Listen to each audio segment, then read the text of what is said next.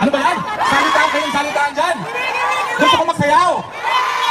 Gusto, alam niyo ba kung ano yung pinaka-popular na sayaw ngayon sa buong mundo? Alam niyo ba kung paano gawin yun? Pero hindi ako pwede magsayaw mag-isa. Dapat yung partner ko kasama ko. Sino ang gusto niyo makipagsayaw sa akin? Nakasayaw, hindi niyo marinig. Sino ang gusto niyo kasama ko?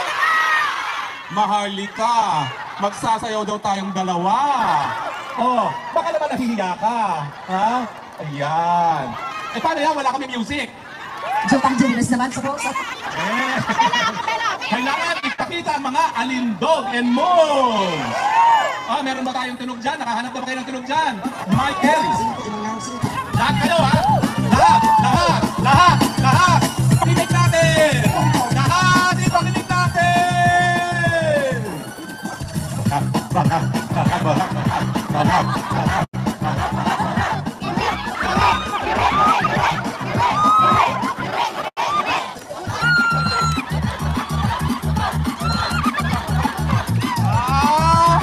Mamatay kayo sa init!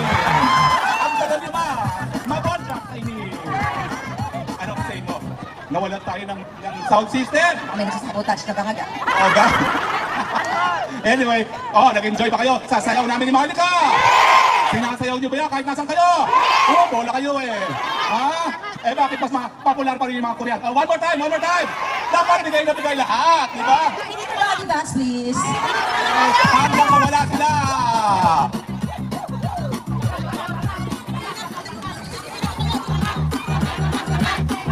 Bakan!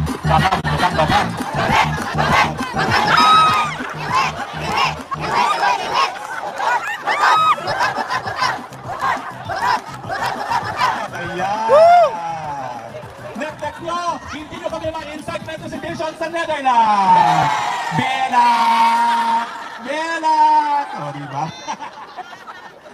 Talagang laki ng pasalamat natin kay Maharlika. Dahil kung hindi dahil kay Maharlika, hindi sana tayo nagkaroon ng isang tinig na ayaw natin sa... Ayaw natin sa... Correct. So ang tawag natin kay Maharlika, hindi lang Dragon Lady, kundi anti-bangag lady. Ay, naku, wala na rin oras. Wala pa ako nasasabi. Sadali ka lang. Magsasalita na ako. Sadali lang. May extension. Nag-counted ang bangag-bangag dance. That's national anthem. Anyway.